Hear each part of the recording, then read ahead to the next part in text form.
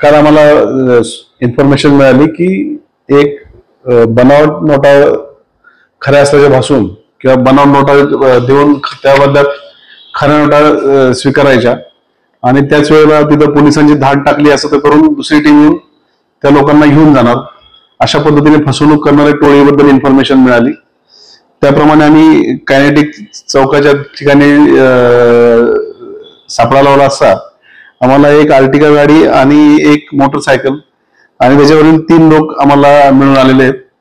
त्यांना आम्ही ताब्यात घेतलेले। त्यांच्यासोबत इर्टिगा गाडीमध्ये बनावट नोटांचे बंडल्स मिळाले। ते बनावट नोटा म्हणजे ज्या चिल्ड्रन बँकेच्या नोटाचं बंडल ठेवून त्याच्यावर 500 रुपयाची बनावट नोट लावली जाते आणि त्या नोटा समोरच्याला 1 लाखाला 10 लाख अशा पद्धतीने दिल्या जातात आणि त्याप्रमाणे त्या नोटा आणि त्या लोकांना जप्त केलं। त्याच वेळेला त्या अंधाराचा फायदा घेऊन त्यांच्या सोबत असलेली स्विफ्ट गाडी आणि त्यातील इतर 3 आरोपी ते पळून गेलेले आहेत।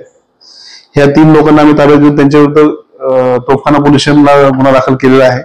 या लोकांनी यापूर्वी अनेक लोकांना असं फसवलं असून काल परवाच त्यांनी कोपरगाव पोलीस स्टेशनच्या हद्दीत अशी फसवणूक केल्याचं त्यांनी आम्हाला सांगितलेलं आहे। तर याद्वारे मी सगळ्यांना आवाहन करतो की अशी जर कोणाची फसवणूक झाली असेल त्यांनी तोफखाना पोलीस स्टेशनशी संपर्क साधावा।